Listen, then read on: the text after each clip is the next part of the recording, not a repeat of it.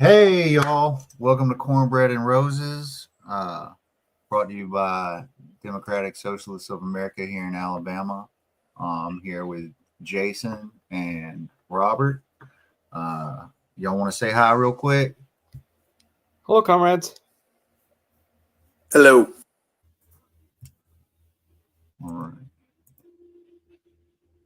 So, yeah, today we're talking about the governor's power and the cabinet, and currently the office is held by Kay MeeMaw, Ivey, the high stepper herself.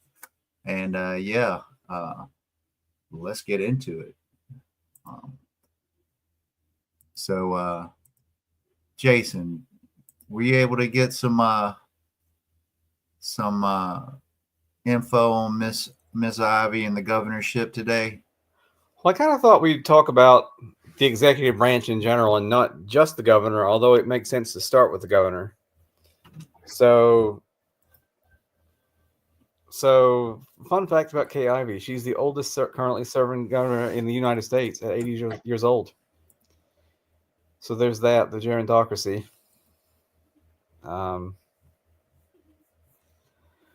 But yeah, as we kind of said in the last episode, the governor She also used to be a Democrat. Yeah, she was a Democrat until like 2003, I think. Let me double check that. 2002, she joined the Republican Party. I remember it was right around that time period. Yeah, in general, just there are people that have very little moral conviction and will sway with whatever power is in charge. So the moment that sometime around 2001, post 9/11, it was pretty clear who was in charge. A lot of people started switching over. Most of the current Alabama structure are former Democrats. Richard Shelby was a former Democrat, but the moment he felt, same thing there, except for it was in the 90s, the moment he felt that conservatism had taken over at the federal level, because most of the time elections, it hits you federally before it hits you state, and then it hits you locally. They just do that. Hey, if politicking is your job, you have to change careers every now and then, essentially. It's a smart play in Alabama. So my brother was really involved in his local PTA, and they were encouraging him. A lot of people were encouraging him to run for the school board. And they were like, okay, well, you have to run as a Republican because that's the only way to get elected in the state. And my brother was like, I can't run as a Republican. I would never do that. But he was like, you won't win if you don't. So he couldn't do it because he wasn't willing to run as a Republican, even though it wouldn't have changed much from his point of view. Like, I think he did the right thing, but it's a smart play. Yeah, sadly, there's safety and security in a capitalistic system by siding with capitalists for some people. Mind you, in most of the cases, they forget their place. They assume that they're one of the guarded and not the guard dog itself. I've had that same issue happen to me once or twice where it was just told me, frankly, like, yeah, you're on a good pathway. You're doing well with a lot of the activities you do in and around the community. You file that under Christian charity, and you go and talk to some business leaders about certain things. Like, at that point, I was running a free store. Converting the free store into like a Christian charity thing, and then we will try to set you up with trying to get you in law school. And at that point, you probably need to have a conversation with what's his name, Senator Scott, which they were trying to be like, ooh, there's nothing better than the prettiest token in the South. You could be the first black senator from Alabama. I'm like, no, I'm good. I'm good. Yeah. we're happy you made that choice, Robert. Yeah, for sure. It wasn't true to me. It wasn't true to what I was trying to do. And at the end of the day, I would have been stuck. Pretty chains are pretty, but they're still chains. Ain't they? Fair enough. Yeah. That is interesting though, that they how they go about trying to recruit people. Reminisce the recent was a lieutenant governor in North Carolina, and a small amount of black republicanism that is out there. But we shall press on to back to Alabama's governorship. What were you saying, Jason? Oh, well, I mean, you start with the basics. So the governor is elected for 4 years. And it's interesting in that in Alabama, the governor is limited to 2 terms consecutively, but they can run again as long as it's not consecutive. So you could be governor for 8 years, wait 4 years, and then become governor again. So even though Kay Ivey is term limited this time around, so she'll be up for election in 2026, and that will be the end of her second term. So she won't be able to run for governor again. But in 4 years, she would be able to run for governor again. Now she'll be well into her 80s at that point. Yeah, she'll be 84, and that probably won't happen. Oh, so, I don't know about that. With the way things are going, we might 86-year-old, 87-year-old Kay Ivey back on the ballot. You might. So speaking of, do you know what governor has served the most terms in Alabama history? I was at a guess, Wallace. It was Wallace. Wallace served for 16 years as governor in 4 separate terms. Which I think says something about Alabama.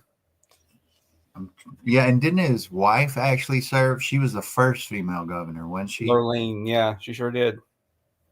When Wallace himself couldn't run for governor, she ran for governor, and it was seen as like him basically being governor again. But yeah, Lurleen, when he wasn't governor, she was. Mm-hmm. So, and the governor is essentially like the president of the state. They're the commander in chief of the militia and the National Guard. She signs bills when they come to her desk, when they're approved by Congress, according to the rule we talked about last time. She can issue executive orders. She can issue pardons and do a lot of the things that you have seen presidents doing. She also gets to appoint, just like the president gets to appoint secretaries, she gets to appoint the cabinets. And the cabinet members are a big part of the executive branch of the state. So you can see there the appointed powers. There are 25 different cabinets. So there's the chief of staff, the communications, the head of communications. I can't remember the exact title, but it's not press secretary, but it's basically the press secretary, and the director of policy. And then there are 22 departments that she gets to appoint, that the governor gets to appoint the heads of, including the Department of like mental health, the law enforcement agency, where you can see the list here, the ABC board. This is also interesting right here. The number 450 regulatory and licensing boards, commissions, university trustees, advisory boards, and task forces. That's a lot. That's more than I thought it'd be. And that, I'm guessing all those are probably falling under the executive branch themselves as well, you know. Yes.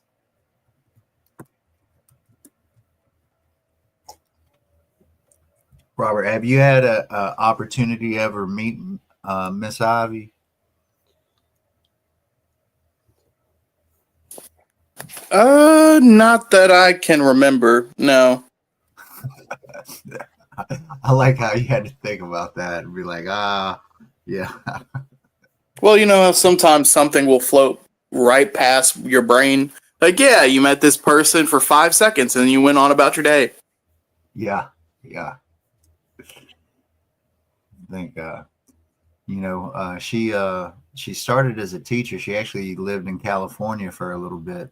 She's twice divorced and no kids, which seems like an outlier for a lot of women in Alabama. Well, if it were a Democrat, it would be an issue about how ungodly they are. But it's okay if you're a Republican. Like, it doesn't bother me that someone's divorced and doesn't have kids because I never married and I don't have children. So what am I going to say? Heathen. But according to I listened to a lot of right wing talk radio, and Matt Walsh was on the other day talking about how awful people who don't have children are. So. Does Matt Walsh have children? Probably. I'm sure those poor babies. Yeah, he probably has a wife and children. So, and it's not just that. I mean, okay. Essentially, we always have to start with the background of we say what we want, and then we'll justify whatever problems we have later. So a lot of that is just, hey, we have to start narrowing down what it means to be an American, what it means to be pure, what it means to be wholesome, what it means to be acceptable. So that's where that comes into place, which is the reason why you could have people complaining about Barack Obama in a tan suit and then conservatives electing a 3 or 4 time divorced father of 4 kids by 3 different mothers, and if they pass the immigration thing that they want to pass, 2 or 3 of his kids will be kicked out of the country. Right. Yeah. I do find that interesting. Old Baron gets to go back to Eastern Europe.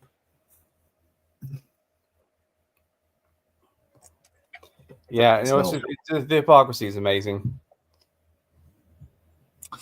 It seems to have, I wonder if it was, always like this, the hypocrisy, if that's just, or if it's a very recent thing. It feels recent, but, maybe I'm wrong on that. The cat is destroying things. Well, that sounds like a good cat. Yeah.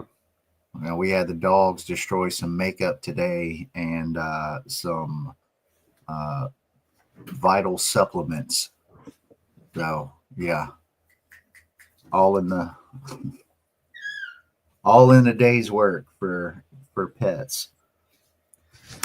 Well, the demon has been expelled. So we got executive duties, commander-in-chief of the militia. We've got the appointed powers, appointing the different department heads. We've got the regulatory and licensing boards and commissions and all that. This is interesting, where the governor sits as ex officio member or as president or chairman of a variety of education, financial, human resources, and regulatory boards.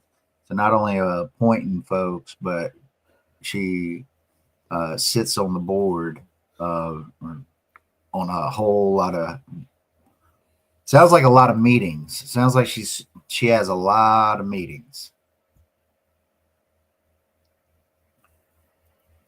I'd be interested to see what her schedule is like. I don't think they publish, as far as I could tell, the governor's schedule, but it sounds like she's got plenty of meetings to attend.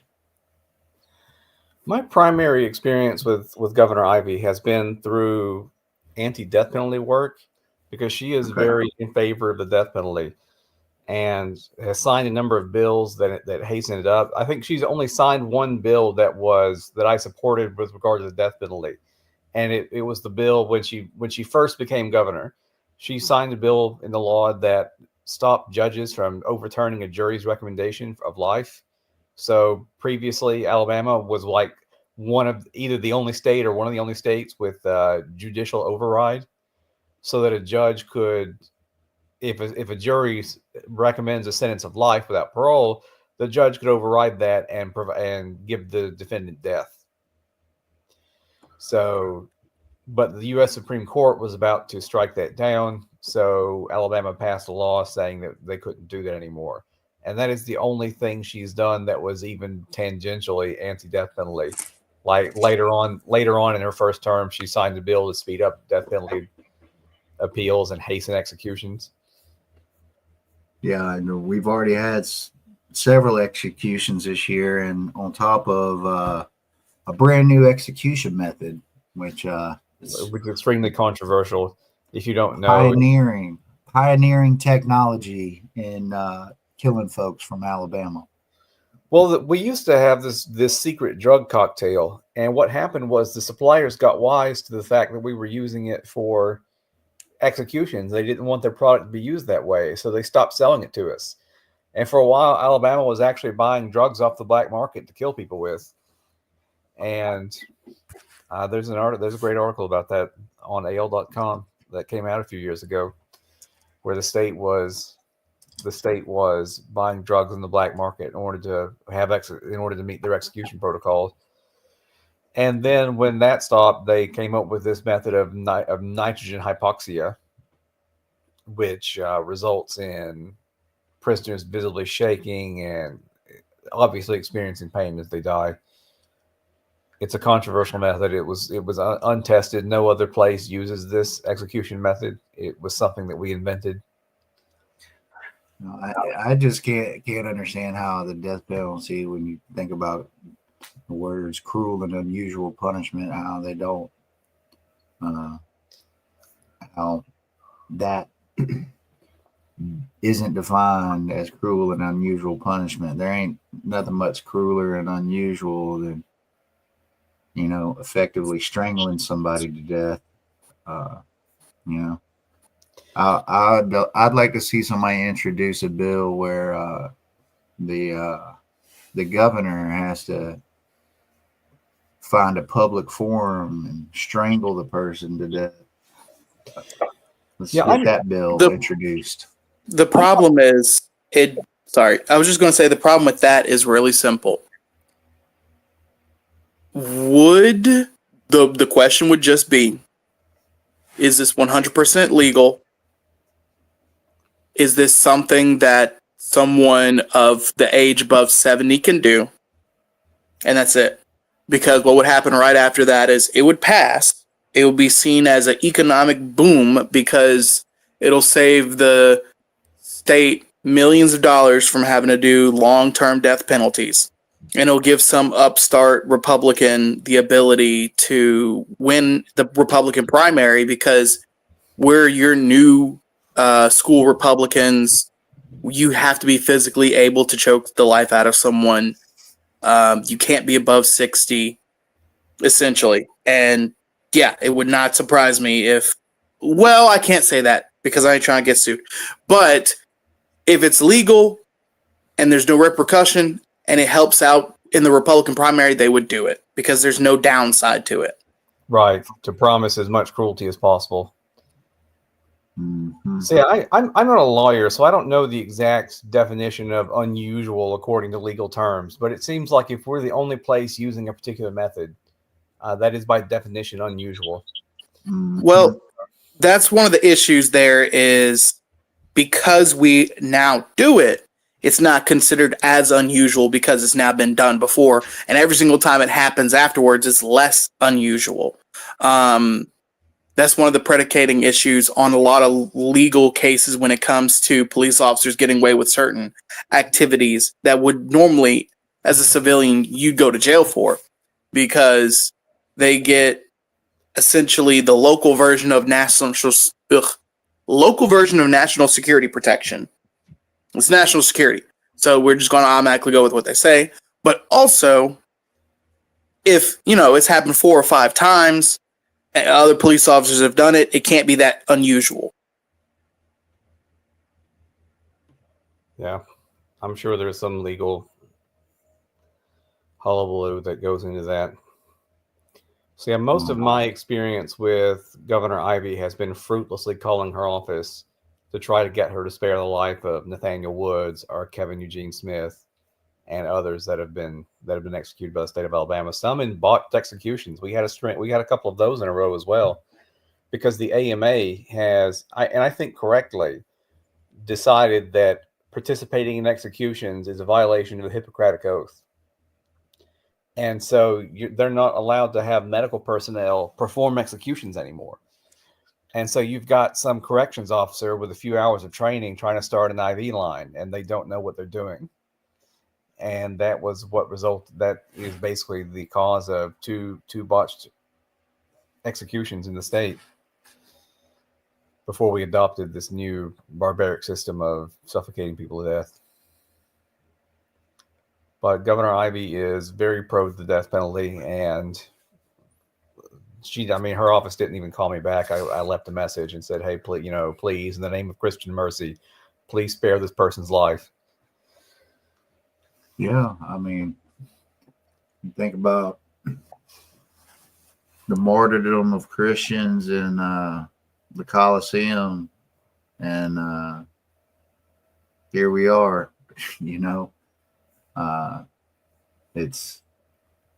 I think it's antithesis to most religions, as far as I can tell, that you sit there and just kill somebody. That's another thing that they like to not even really mention, is that it's more expensive. Like it's cheaper to just house somebody who might be innocent. Like, the fact that we've killed innocent people for damn sure throughout our history is unconscionable. Yeah, I agree with that, and I would add that I don't care if they're guilty. I don't care what they've done. I don't support the death penalty. So even if I watch somebody commit the crime, I would not support executing them. If they're imprisoned, then that is sufficient.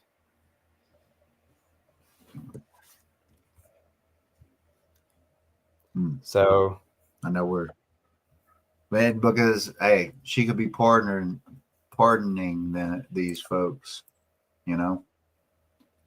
And aside from that, yeah, exactly. She could commute their sentence. She could do a lot of things. And basically, whatever the hot button conservative issue was at the time, Governor Ivey signed that bill into law. So she banned DEI in schools. She signed a bill permitting religious agencies to refuse to place adopted children in LGBT families. She passed a bill banning trans girls from competing in women's sports. Yeah, she's definitely go with the flow type. So whatever the model legislation coming down the pipe from ALEC or whatever, like you can be sure that our legislature is going to pass it, and Governor Ivey will sign it. And her likely replacement, Will Ainsworth, is not better. Yeah, I was just thinking about him earlier today, and we're definitely going to do some highlights, folks, on some of these key leaders, and maybe get some open source intelligence on them and their personalities and whatnot. But let's press on with the governor and what else we got? I think that's about all that really needs to be said about the governor. The 4-year terms, the strange ability to serve for 2 terms as long as they're not consecutive. You can serve more than 2 terms as long as it's not consecutive. So, and then just basically like they're like the president of the state, and they have a lot of the powers that you see the presidency executing or exercising, as well as a number of abilities to appoint a large number of executive branch members. And yeah, I think that is about all it needs to say. The current governor is Kay Ivey, who is a reliably right-wing governor on most issues. Her budget was about at Saban's salary before he left. 6.4 million. She gets paid 124,000 and some change. Yeah. And Yeah, I think it's absurd that the football coach gets paid so much money, but that's another especially when the players don't get paid a dime. But that's another conversation.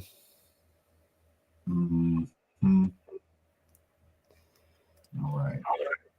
So I'm not sure there's much else to say. So we could probably move on to the Lieutenant Yolanda Flowers. What a joke that was. At least, unlike other statewide offices, the Democrats have been able to at least contest the governorship. They were able to put somebody up to get their 30% of the vote. But Yolanda Flowers was, among other problems, pro-life. And so if you support abortion rights, there was nobody for you to vote for governor in the Alabama race most recently. Hence part of the reason why you don't see 30% there. Right.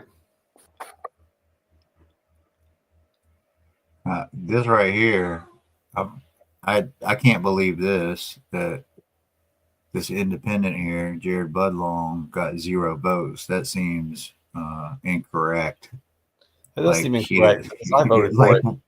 Well, I was going to say he at least voted for himself, right? Right.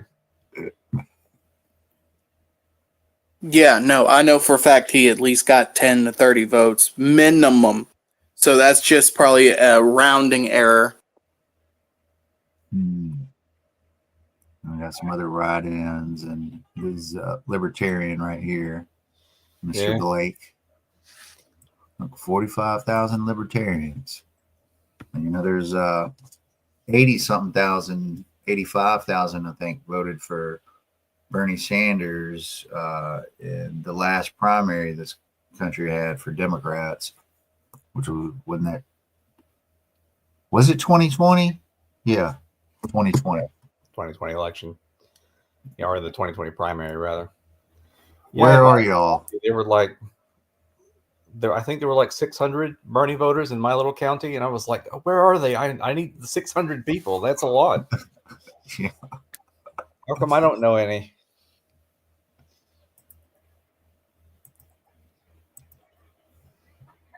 So, yeah. Then you have the lieutenant governor, who is sort of like the vice president of Alabama. So, the vice president presides over the Senate. The lieutenant governor presides over the Alabama Senate. He or she is also elected to serve a 4-year term. And the current incumbent is a man from Arab named Will Ainsworth.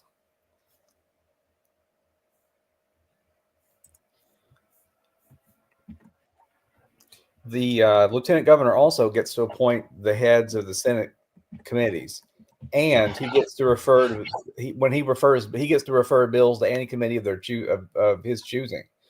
So he theoretically could send a bill to a committee that didn't have anything to do with that particular bill. Although they don't do that, but they could. So that's sort of what the state lieutenant governor does. Will Ainsworth wants to be governor. He is considered the prohibitive favorite to become governor after this term because Kay Ivey can't run again. So he's already received the endorsement of. He hasn't declared his candidacy, but he's already been endorsed by Nathaniel Ledbetter, who is the Speaker of the House of Alabama. So he probably will become governor in 2026. So I wonder if Miss Kavanaugh might press him for the Republican primary governorship.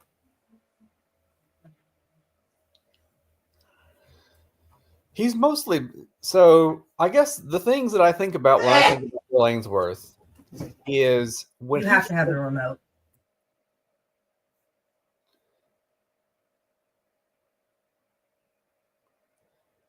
when he ran for lieutenant governor, he got into a really, really bitter race with Twinkle Kavanaugh, who also ran for lieutenant governor.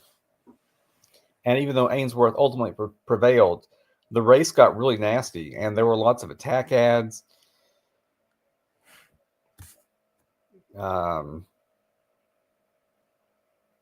Kavanaugh basically, there were some accusations Kavanaugh made that may not be true.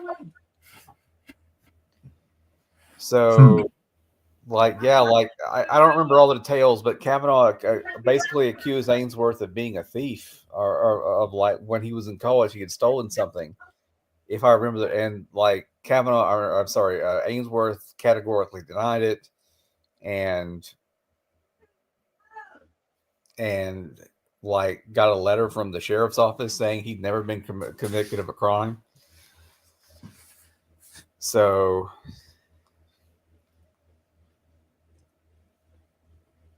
it was sort of a strange thing, but ultimately Ainsworth won. The other thing I think about when I think about Ainsworth, aside from him just being and I hate to say generic Republican, but a generic Republican, is that he really butted heads with Kay Ivey over COVID as well.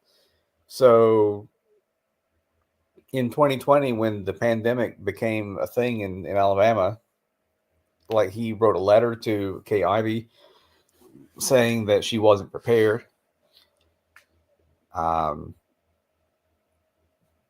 He's an anti-masker, and he wanted to keep businesses open. So when Ivey said, okay, we're going to have a mask mandate and we're going to close certain businesses, Ainsworth was saying we don't need to, was the anti-masker, and the person saying we don't need to do that. So those are the things I associate with Ains when I think of Ainsworth, is that, you know, he's not getting Christmas cards from Kavanaugh, and that he was one of these weird COVID people. Sadly, it's not weird. It's just, when it comes down to it, at that same time, he was already setting up for his run for governor. He wants to make sure he has a lot of the businesses behind him. So he has to defend businesses, regardless of if their employees perish. He has to show that he's different from the current governor in case the governor does not endorse him in the primary. And he has to show he's a fighter. He has to make some type of irritating needling of whoever's in charge. That way, it doesn't look like he's just another politician. A lot of it you can just boil down to he wants the job, and the job includes prerequisites that are butthole behavior, honestly. That being said, I have to go. There's another call I got to hop on. Y'all have a good one. Hey, much Thanks, love, Roger. It's always a comrade. pleasure to have you. Have a good one. Bye. Bye. Why? And then there were two. Yeah, I hate that Robert couldn't stay longer. I always appreciate his insights. He's very well educated on when it comes to state politics. Perhaps I should have let him talk more. Oh yeah. Oh, we're all right. We're rolling along. So that's really all there is to say about the lieutenant governor. They preside over the Senate. They get to choose. They get to refer bills to committees, and they get to choose the committee heads in the Senate. So, unsurprisingly, all of the heads of the committees in the Senate are Republicans, just like in the state house. And we have Will Ainsworth to thank for that. And Will Ainsworth is almost certainly going to be your governor in 2027. I find that interesting that the Republican caucus doesn't choose their own committee heads. You know, I mean, maybe there's a lot of backdoor action going on. I'm sure that there is. I'm sure that he doesn't just pick names out of a hat. Like it's done in consultation with a lot of other people. You know, picking names out of a hat seems like a much better way to run our government, to be honest. And then the House leadership, including Nathaniel Ledbetter, gets to choose the House committee leaders. And of course, they've chosen all Republicans so that all of the committees are headed by Republicans, as we talked about last time. Mm-hmm. So there are a couple of other characters in our rogues gallery worth talking about.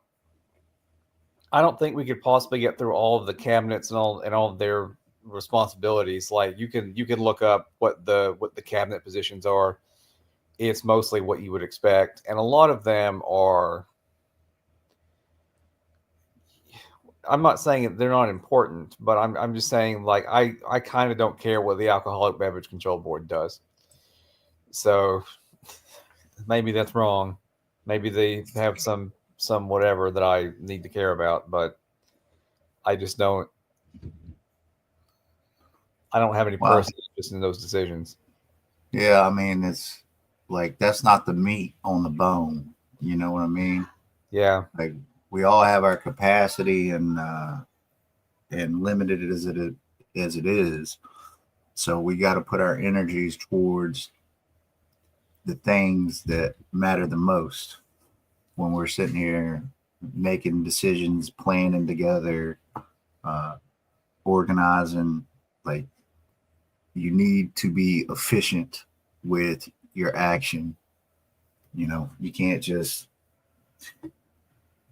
you ain't got enough time or enough people to do everything all the time. At least not yet. Not yet, folks. But we'll get there. And some of the members of the Alabama executive branch haven't really done anything that was super controversial. So, for example, the state treasurer of Alabama is a guy named Young Boozer, and as he says in his campaign ads, yes, that's his real name. He's a Republican, but as state treasurer, he's just done the function of state treasurer and hasn't done anything that was noteworthy, right? So he's just sort of ridiculous, or that's a lot of we see on the news. It's always at the federal level, and we've got a collection of outlandish folks like out in Georgia and Colorado and down in Florida. I mean, by and large, hell, even here, our the representatives we have here, I haven't noticed them say any crazy ass shit. I'm sure they might, but that's they seem almost reasonable. Yeah, well, their jobs are less political and more functionary, and they just do those functions and don't rock the boat. And I would put the state auditor Andrew Sorrell in that category as well. Like the state auditor is in charge of making a report to the governor about all the disbursements, all the claims, everything that the state of Alabama has paid out. Like he keeps track of where the money goes. And he's sort of just kind of quietly done that job, even though he's a Republican, and he's not as. No, it's kind of what you want from anybody in that position, right? It's just like, and especially keep because track of things. Andrew Sorrell's predecessor was a man named Jim Ziegler, who absolutely was a lunatic conservative who did all kinds of who made all kinds of controversial statements and did all kinds of strange things. And it was like, you're the auditor, man. Like, what are you even doing? Well, when you got a name like Ziegler, I mean, you just kind of live up to something like that, right? You got a Ziegler, folks. So Ziegler also wants to be governor, but it's not going to happen for him. Oh, all these ghouls out there. I know. It really is a rogues gallery. But like I said, Sorrell and Young Boozer have mostly just been functionaries, kept their head down and their mouth shut, and done their their necessary jobs. Rick Pate is the Alabama Commissioner of Agriculture and Industries, and despite the name Agriculture and Industries, it really is mostly about agriculture. And I don't believe that he's done anything super controversial either. It's pretty much just handling subsidies to farmers and things like that. I was actually looking today at the Alabama Farmers Co-op out there. Have a chance to look that up, folks, if you got a moment. We do have some co-ops in this state. So given that he's in charge of food safety, you don't want a controversial figure there. And he really hasn't been. He's just sort of done the job and kept his head down. So that's 3 members of the state executive. They're independent executive officials. So that's State Treasurer Young Boozer, Alabama Commissioner of Agriculture and Industries Rick Pate, and State Auditor Andrew Sorrell, who really haven't done anything very controversial over their tenure, and have just sort of done their job. And that's different when you start talking about the Attorney General, who's a man named Steve Marshall. So the Attorney General is the chief lawyer of the state. So he represents the state in court when we're defending the laws of Alabama when they get challenged on constitutional terms. He's the state's chief prosecutor. And whenever the state is brought to court, it is his office that handles that represents the state. Marshall is also a big proponent of the death penalty, and since it's his job to represent the state when there are questions about sentences like the death penalty, he's involved in that. And he's made it very plain that he wants to execute as many people as he can. The other thing you may have heard about Steve Marshall in the news recently is that he has been talking about prosecuting people who leave the state in order to get abortions. So yeah, they've already started tracking folks. There's been articles out there about people getting tracked in Alabama. I think has brought criminal charges against over 100 women already, which is also a leader in the country. I can't believe we're beating Texas, folks. I know, right? Woo! So he is adamant, he's very adamantly pro-life and anti-choice, and he believes that the state has every right to prosecute people who go out of the state. So he wants to see what so-called abortion trafficking laws passed, and he will gladly and happily enforce them. Mm-hmm. So it's almost like, again, you can predict what these people are going to say, because if you listen to a lot of right-wing talk radio like I do, and if you are keep an ear to the ground on conservatives, like you know what they're going to say to any particular issue. Like they're going to be pro-death penalty, they're going to be anti-choice, and they're going to be just as maximally bad about it. Yeah. There's some apps out there that help women track their periods and stuff like that. And I suggest if any person in the state is trying to track their period, they delete those apps and use some pen and paper. Yeah, absolutely. So they can get that data and they can use it against you, and they'll try. So I know several of my friends have deleted apps they were using for that reason.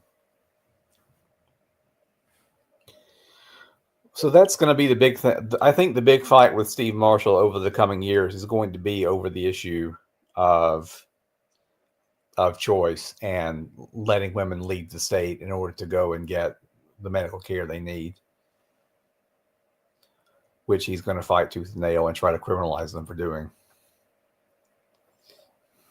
And then right after that, maybe take away the ability to have bank accounts or vote or, whatever they can do, folks. They got a plan for it. Yeah. And like the governor, the Secretary of State serves for 4-year terms, and they can only serve 2 consecutive terms, and then it has to be vacant for at least 1 term, and then they can come back. So they can serve just like the governor does. So they're limited to 2 in a row, but they can serve as many 2 in a row as they can, as long as there's at least 1 term where they're not in there, if that makes sense. It's an unusual way. I don't think it's a common way of doing things throughout the nation. No. And I wonder how much has been used, really. I mean, was this, now we talked about Wallace getting reelected, it's probably all from the 1901 Constitution. Yes. So yeah, it's been done already.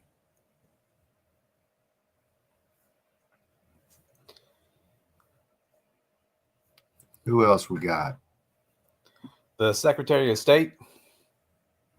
Yes, sir. Who is also worth talking about, Wes Allen. You've probably seen his name in the news recently too, because one of the jobs of the Secretary of State is to be the chief state elections official for all the federal, state, and for all the federal and state elections. So he controls elections in the state of Alabama, and he was in the news because in August he started this. He implemented this plan to purge voters as inactive, and under the rubric of, or under the guise of, trying to get rid of undocumented migrants who were voting. So he was trying to remove undocumented people from the rolls, but really he was removing all inactive voters from the rolls. A federal judge stopped it in October, right before the election, a couple weeks before the election. So Wes Allen is, because he's in control of elections in the state, and he has a typical Republican view of elections. If we lose, they're rigged. Those are probably going to be battles that we have with him. Like, even if we somehow got people on the ballot to run as Democrats, and if they somehow won, like, one of the roadblocks to that would be Wes Allen. Yeah, or independents. Yeah. But I'd like to point out something interesting about this is you can be 25 years old and run for Secretary of State. And I certainly would love to see somebody 25 years old running for Secretary of State. And I know there's somebody out there that could do that.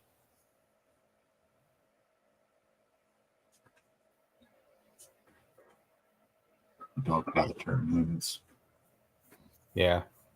It's the same thing as the governor.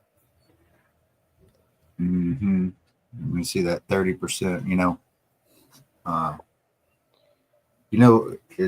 it's funny, real quick, about elections, the national election, only 29% of voters, all eligible voters, actually elected the incoming president. They are severely outnumbered. We're ran by a minority. And I just think that shows what potential we have to change things. Because Alabama is one of those states where, and you maybe have seen the map, and I wish I could find it and pull it up, where it lists the states that did not vote would have won if that was counted as a vote, right? Do you know what I'm saying? So Yeah. It turns out that did not vote would have won the presidency in a landslide, because there are more non-voters than voters. And Alabama is one of those states, which is rare among conservative states. So Alabama is one of the states where it did not vote. It would have won if that were on the ballot, if that were counted as a vote, it would have won the Electoral College here. So there are more non-voters than voters. So it's just a matter of energizing those those people who are not voting. And it makes sense not to vote in Alabama because there's nobody on the ballot to vote for, and it feels hopeless. So we have to recruit candidates and build a real platform that people can get excited about. And I think that will moralize voters. And so it's not the case that we have to win over chuds, which I think is a fool's errand. We can win over people who are more towards the middle, and these non-voters who maybe are checked out of politics, and build a winning coalition in this state. I wholeheartedly agree. I think, and that's the thing. You got to start with. You have to show people a way, and you have to extinguish this helplessness and apathy and status quo mentality. You know, things used to be worse than they are now, and people work to change that. From That's right.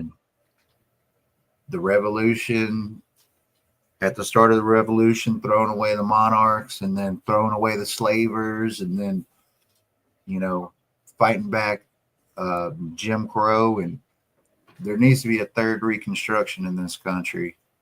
And it starts with giving some folks something to believe in, and, you know, in other choices on the ballot, and choices of actions to take in their community. You know, it's very simple. You in a place where you think the police budget is misallocated, you know, 3 people running on city council and getting 3 seats, you have a majority on a 5-person council, and you can pretty much effectively do that. And it only costs $50 to $100 to get your name on a ballot for state and local elections. Whereas, you know, at the state level, it's a higher bar to entry, with getting 3% of signatures in a district voted for the governor. So, you know, I can't remember the exact numbers, what a district covers, but, you know, it's something like 60,000 people. Like, Yeah. getting the signatures for that is a little higher bar. Or if you're so inclined to run as a Democrat, you know, a few $1,000s there to get on the primary ballot and have a shot. But these things are possible, folks. It's Absolutely. been done. Alabama was the civil rights movement has been called the second founding of America, and Alabama was ground zero for that. And there were people who faced dogs and police batons and bull Connor and other things Bombs.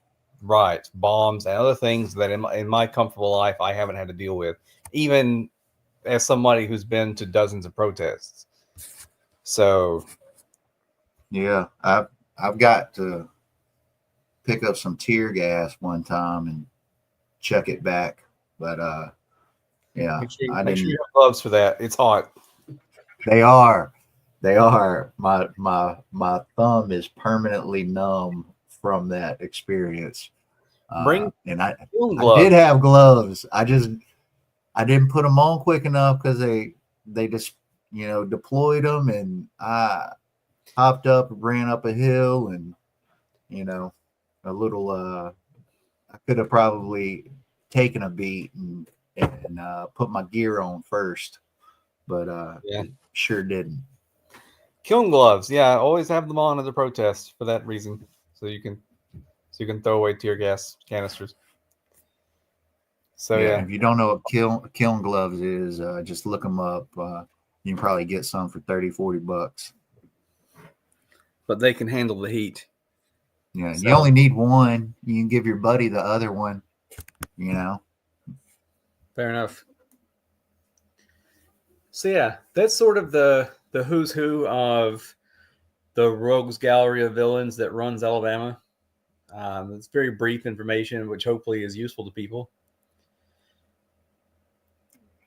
And What little bit I know and the little bit of time I've been paying attention to Alabama politics. yeah. And with that, we got any actions to take for folks this week? I did want to point out a couple things real quick. Looking over pre-filed bills, and we mentioned there's some bills about voting, but there's a couple bills, HB3 and HB7, and I'll just give you the overview. HB7 is basically giving local cops and stuff the ability to go into agreements with federal agencies on quote unquote illegal immigrants and illegal aliens and whatnot. They can do it at the state level with the governor and stuff, but this is to deputize them in a manner, not a requirement. So something to keep in mind if you'd like to call and check with your local government on their opinion of the matters as far as what the mass deportations that seem to be coming ahead. And so there's that, folks. You can talk to your local government and see how they feel about HB7. And then HB3 is basically where you get to level up any crime that, again, illegal aliens do. So if it's a misdemeanor, it's a felony. If it's a felony C, it's a felony B. If it's a felony B, it's an A. If it's an A, it's a life sentence and what have you. So those are both, and that one is brought in by Representative Brown, and HB7 brought in by Representatives Yarborough, Stringer, Treadway, Pettis, Wharton, Butler, Harrison, Keel, and Mooney.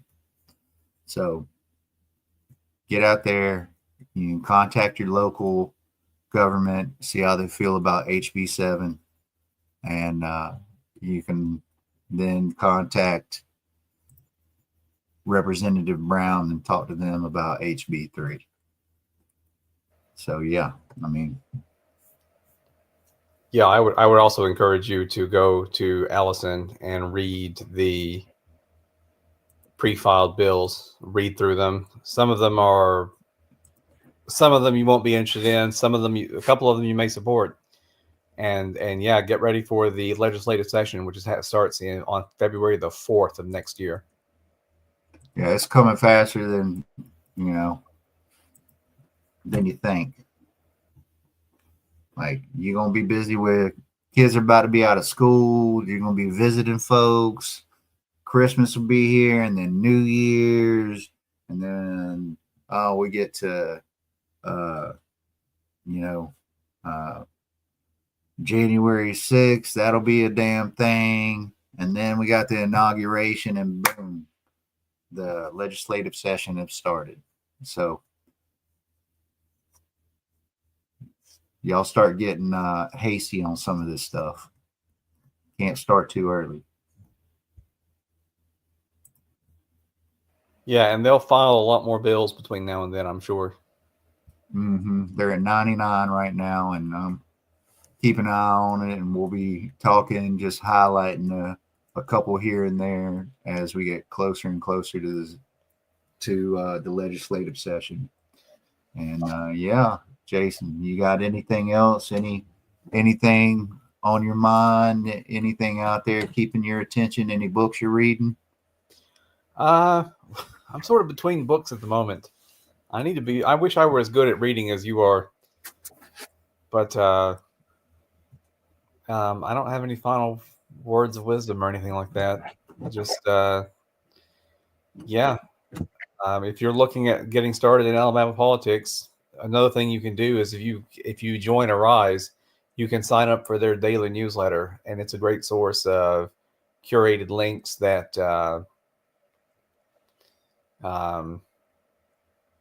that kind of let you know what's going on in the state. And it was sort of my entryway into starting to pay more attention to local things. Sure. Yeah, Alabama Rise. Y'all can look them up. Shout out Adam Keller of also of the famous Valley Labor Report. So yeah, if y'all ain't checking them out yet, you're missing out. It's excellent show. And yeah, check out Alabama Rise. Sign up for the newsletter. Keep yourself informed. I just finished a book on military strategy, and I got this other one. I'm reading The Lords of Finance, the bankers who broke the world, because I expect we're going to have a global depression with all these dumbass policies that are coming down the pipeline. So I'm getting prepared for that, but I think I'm about to subject myself to the decline and fall of the Roman Empire, which comes in at a swift 136 hours on your Audible apps if you're out there listening to books. Yeah. You and I never waded through that one, and I used to be a big Roman aficionado. Oh yeah. Well, we gotta, we need to make sure we're mentioning Rome every podcast. Otherwise, we're not doing anybody any real justice out there. I did subject myself to the decline and fall of the Nazi Empire. I think I'm misstating that title, but that was a gut-wrenching read. I hope this one's a little easier, even if it's longer. But yeah, Good deal. I think that's all, folks. We'll see y'all soon. Solidarity forever. We break our chains together.